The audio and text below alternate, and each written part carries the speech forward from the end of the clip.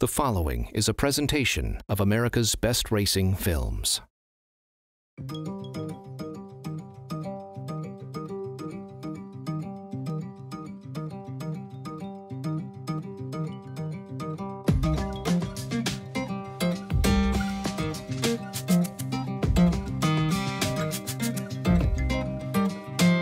It's a late summer day at scenic Brookdale, a family-operated thoroughbred farm offering boarding and sales preparation. My brother, my father, my sister and I are all involved in the industry. We sell approximately 150 to 200 horses annually at the auctions. We travel to the auctions and racetracks in Europe, Australia, and throughout the United States. Situated one short mile from downtown Versailles, Kentucky, endless, perfectly handmade wooden fences surround the lush, green pastures at Brookdale.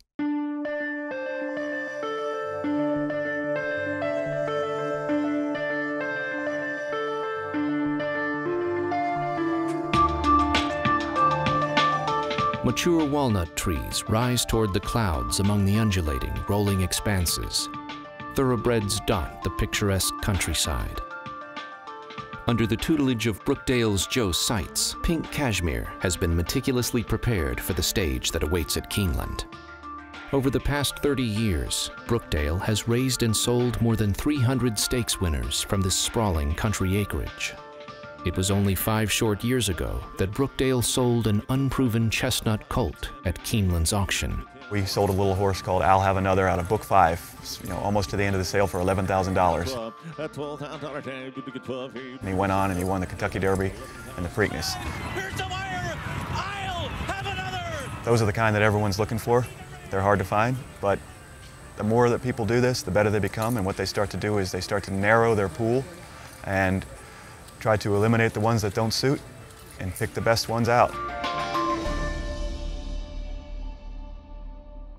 At Brookdale, yearlings of all colors and bloodlines arrive during the summer months. The yearling preparation cycle usually begins in the early part of the summer, typically around June. And since these horses are being targeted for the September sale, that gets approximately 3 months of sale prep. They share barns and pastures and carry with them similar hopes and aspirations for greatness. Like her many stablemates, Pink Cashmere has been undergoing preparation for the yearling sale at Keeneland. The familial and successful hands-on approach of Brookdale is what attracted de Jong. I met Joe through Charlie Bowden at Calumet and Bill Solomon, who has Pinot Glen in Pennsylvania.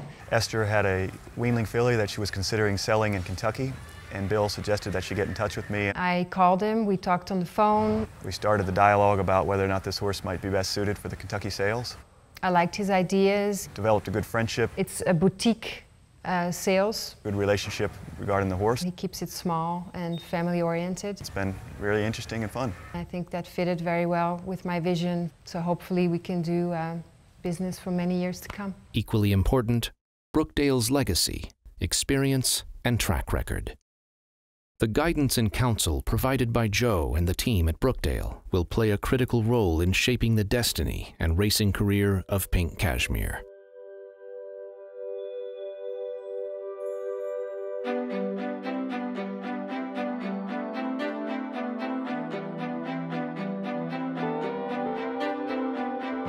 What most horses do is they would come in out of the sun. We'd bring them in between 7 a.m., turn them back out between 7 p.m. to help so we avoid sunburn coats, and that way we could start to get a good gloss and shine on their coats.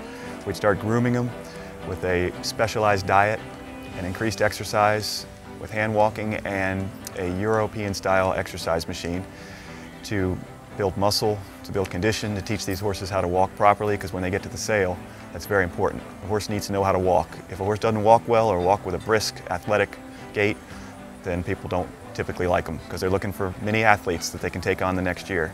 Will Pink Cashmere's debut bring the desired value Esther, Oscar, and Joe all hope for? Will de Jong's success as an international model transcend the runway to the thoroughbred world? Fingers are crossed as final preparations are made. I guess it's important because this is my first sale, so it kind of puts us on the map, I suppose. Esther's a terrific horsewoman, by the way. I've been up to her farm several times and I've watched her in action and the way the horses interact, so it made it easy on us to just continue on. Just one day before her sale, Pink Cashmere, named after a Prince song, is paraded before an array of potential buyers and interested agents on the grounds of Keeneland.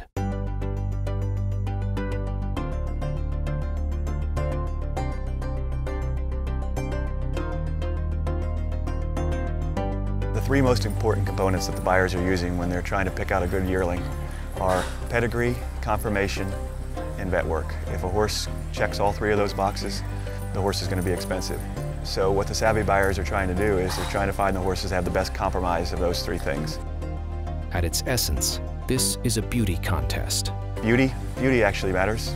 Believe it or not, people like to look at an attractive horse. If you have two horses side by side and one's got a beautiful head and one has a less than beautiful head, you know which one they're probably going to gravitate towards. Interest seemingly abounds from a handful of seasoned racing stables, but this is high-stakes poker. A big part of my job and what I spend a lot of what I'm doing is helping manage client expectations, because the marketplace is very fluid. It changes on a dime. It can change daily. You just read the statistics from the night before to the next day. Sale changes constantly. So my job is to basically analyze the moment to determine what the buyer's temperature might be, to try to determine who I believe is on our horse, what level I believe they're going to spend, what I think their horse is worth, and to try to help them help themselves when it comes time to setting a reserve and to protect their investment. Opinions and information are closely guarded like state secrets.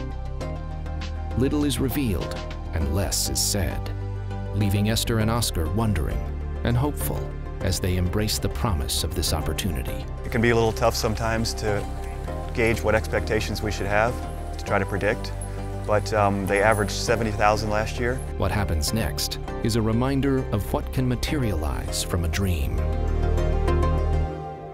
On the next episode of After the Runway, Esther de Jong's story, the attention shifts to Keeneland and the auction process.